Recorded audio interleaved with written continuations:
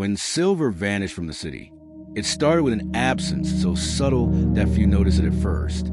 The coins that once clinked through London's market seemed lighter, rarer, almost reluctant to change hands.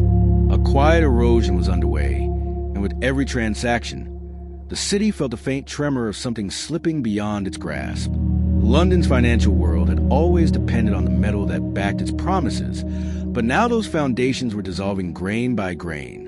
To understand why this moment mattered, we must step back into a time when silver was more than currency. It was stability itself. Its disappearance didn't just unsettle the markets.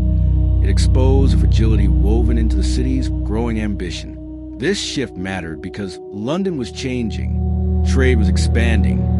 Ships were returning heavier with goods, and new ventures demanded more capital than the coin supply could match. The city needed a financial engine built for expansion, not scarcity. And as silver drained from circulation, the limits of the old system became impossible to ignore. The first signs felt like small inconveniences. Merchants struggled to settle accounts. Tavern owners complained that customers paid with clipped coins or foreign pieces of dubious weight. Officials tried to stabilize the currency by issuing proclamations, but the flow of metal continued in one direction, outward, toward the places where silver fetched better prices. Then came the moment when people realized this wasn't a passing inconvenience, but a transformation. The city had entered a new chapter where money, once trusted for its substance, now depended more on reputation than weight. The loss of silver didn't merely leave gaps in pockets. It created space for a new idea, one that would soon challenge centuries of tradition and redefine what gave currency its power. In the shadow of scarcity, early financiers recognized an opening.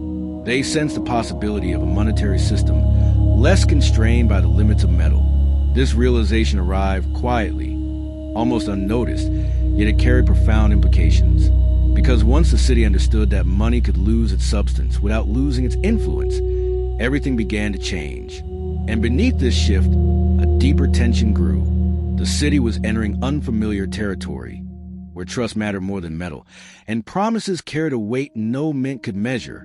As silver continued to drain from London's markets, the city felt its absence in every corner of daily life. What had once been a dependable anchor of trade now slipped away like sand between fingers. Conversations in counting houses grew sharper, quieter, each one marked by the same concern. How long could commerce survive without the substance that had defined value for generations? Merchants began adapting in small, uncoordinated ways. Some turned to bartering goods. Others relied on foreign coins with uncertain purity. A few experimented with written promises, hoping these notes would hold weight, where metal could not. None of these solutions felt stable, yet each revealed a truth the city had been reluctant to face. London's expanding economy had outgrown the supply of silver that once supported it. As shortages worsened, pressure mounted on those who issued the realm's currency. Officials attempted reform after reform, recoining efforts, stricter penalties for clipping, public declarations meant to restore confidence. But each measure addressed a symptom, not the cause. Silver flowed outward because London had become part of a larger world, one where global trade patterns redirected metal toward more profitable markets. The city's old system could not compete. This instability opened the door to new forms of financial thinking. Early innovators saw opportunity where others saw a decline. They realized that if commerce relied solely on precious metals, growth would always hit a ceiling. London needed a medium of exchange that could expand with its ambitions. These thinkers quietly tested models that shifted value from metal to reputation, from weight to credibility. But not everyone welcomed this shift. Traditionalists warned that abandoning silver risked chaos. They argued that trust built on anything other than metal was fragile, prone to deceit, and vulnerable to collapse. Their fears were not unfounded. Without a clear standard, markets grew volatile. Prices swung unpredictably. Disputes over payments multiplied. Even seasoned traders hesitated to close deals that once seemed routine. This tension carved lines through the financial community. Some believed London had no choice but to evolve. Others insisted that stability required a return to old certainties. And as debates deepened, a quiet anxiety settled over the city. If neither metal nor promise could fully secure value, what foundation remained? The question lingered in every transaction, every bargain, every note passed between hands. The disappearance of silver was no longer just a material scarcity.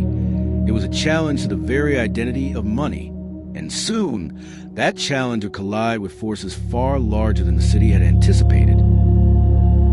The disappearance of silver pushed London into a realm where every transaction carried a tremor of uncertainty. Markets that once felt predictable now moved with erratic swings, and merchants who had long trusted the rhythm of trade began to sense a deeper instability beneath their feet. The city was drifting toward a threshold it had never crossed, where value depended less on metal and more on belief. The first wave of conflict emerged among the merchants themselves. Those who had stocked warehouses full of goods expected silver to return in time, restoring familiar order.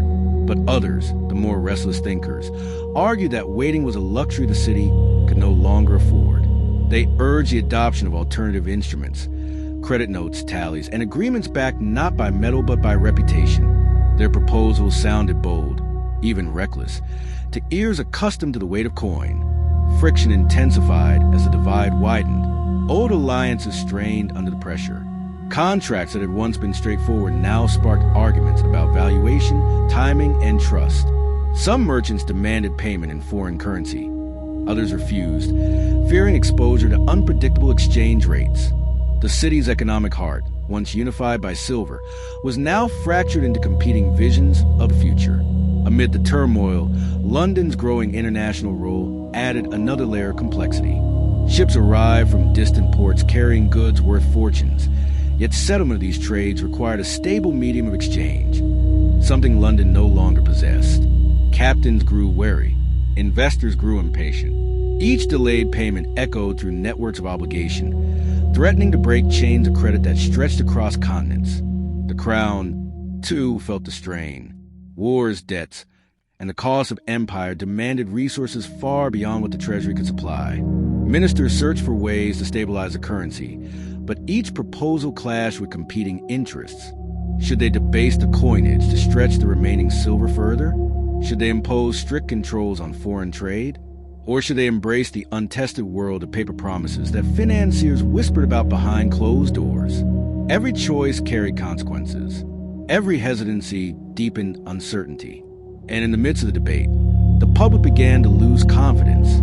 Prices surged unpredictably. Hoarding became common. Markets smelled of tension as buyers and sellers circled each other with growing caution. This was the heart of the conflict. A city caught between the certainty of the past and the demands of a rapidly expanding future. London could not move backward. The silver was gone. Yet moving forward required a leap into ideas many feared would crumble if tested. The pressure intensified until the city felt stretched thin, like a rope pulled tight across a widening gap. One misstep, one rupture in trust, could send the entire system collapsing into chaos. And as London teetered on this edge, forces long in motion prepared to collide, setting the stage for a transformation that would challenge every assumption about what money truly meant. The turning point arrived when the crisis could no longer be contained by habit or hope. A series of failed transactions, small on their own but devastating in sequence, revealed how deeply the loss of silver had hollowed the city's financial core. Trust faltered, markets stalled, and the silence that followed felt heavier than any coin that had ever passed through London's hands. Merchants who once relied on metal began to confront a stark truth.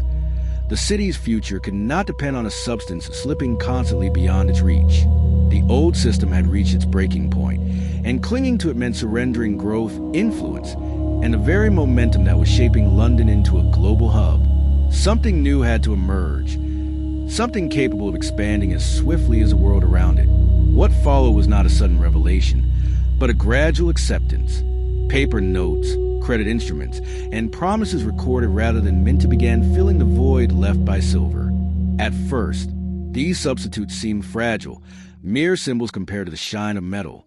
But they offered something silver could not: scalability, flexibility, the ability to grow with ambition rather than restrain it.